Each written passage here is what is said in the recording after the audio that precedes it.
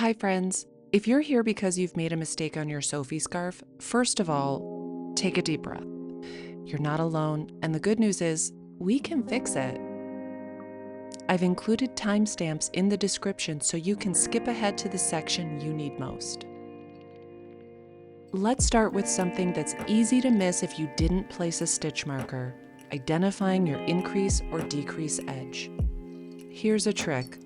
Lay your scarf flat and place a straight needle along the I-cord column. One side will have a noticeable slant. That's your increase or decrease edge. Once you find it, pop in a removable stitch marker or safety pin so you won't lose track again.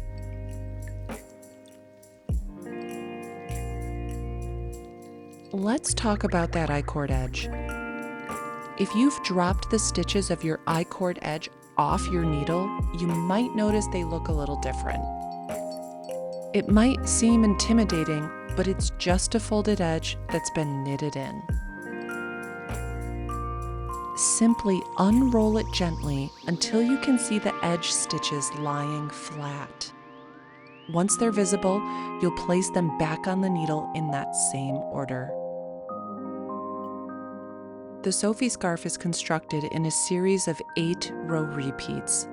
Every 8th row is either an increase row or a decrease row. If you need to unravel any part of your scarf in order to reconstruct it, you're probably wondering, how on earth are you going to figure out where you are? Each garter stitch rib is comprised of 2 knit rows.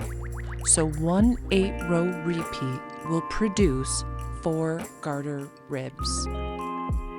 If you look closely, you'll notice that each increase leaves a small hole. You'll see that there are 1, 2, 3, 4 ribs in between. This counting method is helpful for calculating where you are. If you've unraveled part of your scarf and need to recalculate your 8-row repeat, don't worry. Just count back from your most recent increase or decrease row. Reset your row counter or make a note somewhere visible so you can stay on track going forward. Once you know how to calculate your rows, it should be relatively easy to know how far back to rip your scarf. You can add a stitch marker as a visual cue so you know exactly how far back to unravel your scarf. To use extra caution, you can also use a lifeline. To do this, you'll need a length of yarn in a contrasting color for high visibility. Use this yarn to thread a tapestry needle.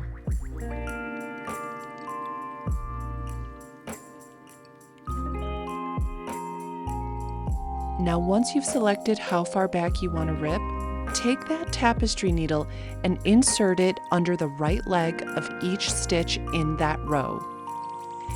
Careful to only pick up the stitches in that row. You'll notice I didn't bother to pick up the I-cord edge stitches. You can if you want.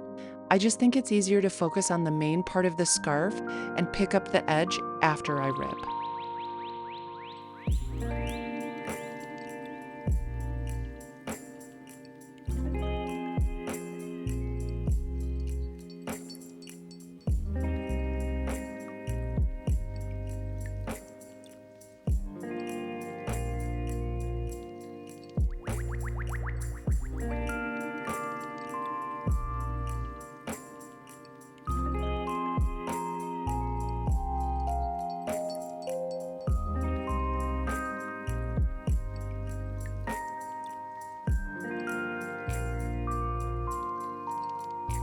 Once your lifeline is in place, rip that yarn down to the lifeline.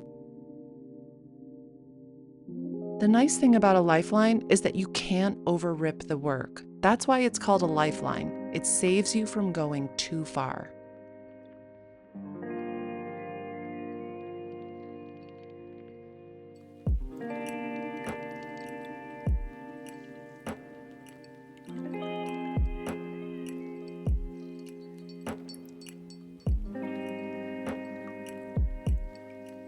Now you can unroll that edge and start slipping the stitches back on the needle. Remember, you're picking up the stitch from behind the right leg.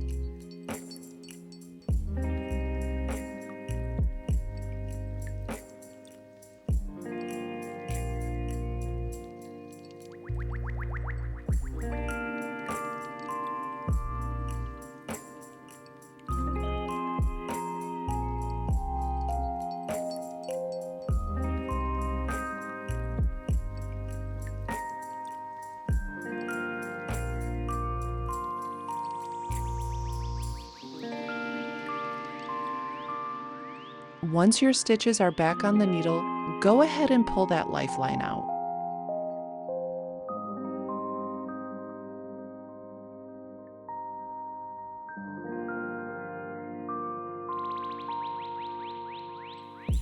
When you get to the other I-cord edge, just unroll it and pop it back on the needle.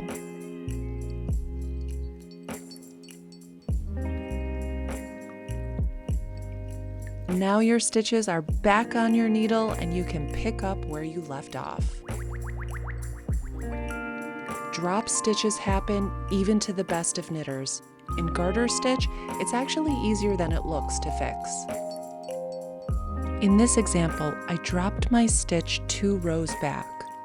I'm going to use a small crochet hook to pull the loop through each ridge of the garter stitch.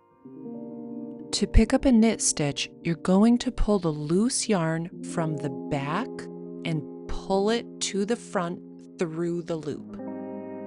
To pick up a purl stitch, make sure the loose yarn is in front of your stitch and pull from the front to the back.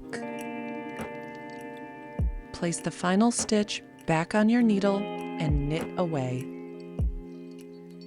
If you're a beginner knitter, it may take some practice understanding how to read stitches, but even the best knitters have all been where you are right now.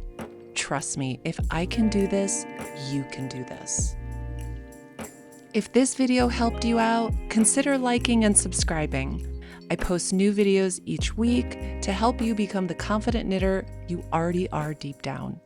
Until next time, happy knitting, and remember, you got this.